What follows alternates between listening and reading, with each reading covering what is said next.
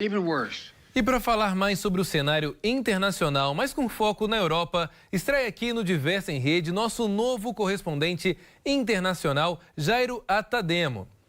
Nascido no Rio de Janeiro e criado em Minas Gerais, Jairo possui uma longa carreira na comunicação.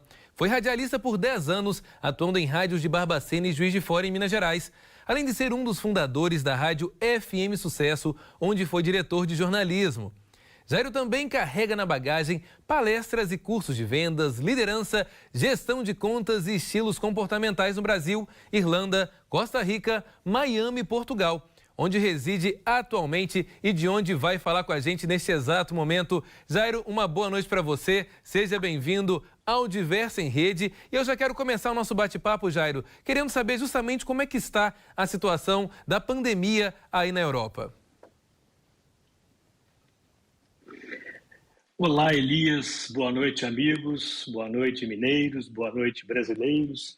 É um prazer falar com vocês. É muito bom mesmo estar com vocês e trazer notícias que são até melhores do que eram antes. A pandemia aqui na Europa já está dando sinais de cansaço, apesar, todos sabemos, dessa nova variante Ômicron e mais algumas coisas que vieram terem dado um pouco de gás para essa pandemia nesse momento, mas o que acontece é que há mesmo uma redução dos novos casos e uma redução, felizmente, dos casos de morte. Eu tenho alguns números aqui e também uma declaração do presidente da Organização Mundial de Saúde. Ele disse que o cenário futuro da pandemia deverão ser dois, mais ou menos. Ou melhora, as pessoas adquirem imunidade por vacina ou por terem apanhado a doença, e isso, então, transforma a doença numa endemia controlável, ou então aparece uma mutante grave, altamente virulenta, que poderá permanecer, obrigando cada vez mais as pessoas a se vacinarem, porque o período protetor das vacinas poderá, então,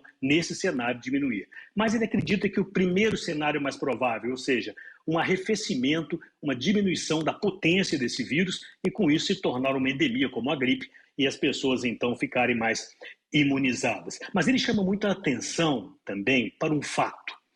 Existem muitas pessoas que ainda não estão vacinadas no mundo. A África, por exemplo, apresenta índices de vacinação muito baixos. E o objetivo da Organização Mundial de Saúde é atingir 70% da população mundial. Ainda está um pouco longe. Aqui na Europa nós temos boas notícias, mais ou menos, né? Porque houve um aquecimento pequeno nas últimas semanas, agora já voltando a diminuir, dos novos casos de Covid. Bom, o mundo, no mês de março, teve 46 milhões de novos casos de Covid-19 e morreram 170 mil pessoas aproximadamente. A Europa Ocidental, que é onde nós estamos, aqui em Portugal, por exemplo, contribuiu com cerca de 19 milhões desses novos casos. Isso representa 4,4% da população. É muito mais alto do que o percentual ocorrido no mundo, por exemplo, que é de 0,6%. 4,4% versus 0,6% é bastante coisa. A Europa registrou mais ou menos 28 mil mortes, tá? Também maior por número de habitantes, 0,06% contra 0,02% do mundo. Então a Europa precisa abrir o olho e aumentar ainda mais a sua proteção vacinal. O leste europeu, contando aí Ucrânia, Polônia, Hungria e outros países bálticos e eslavos, contabilizou 11 mil mortes por Covid-19, praticamente na mesma proporção por habitante que a Europa Ocidental. No entanto, em novos casos, o leste europeu está ali em linha com o resto do mundo, 11 milhões de novos casos. Com relação a Portugal, o pessoal está muito interessado, porque tem muita gente do Brasil morando aqui. Essa semana a gente teve uma média de 12 mil novos casos por dia e uma média de 20 a 25 mortes por dia. Esses números têm diminuído bem devagar, então a Direção-Geral de Saúde voltou a emitir boletins diários. Em janeiro, tivemos picos, 51 mil casos de média diária, e agora caímos para 20 mil casos.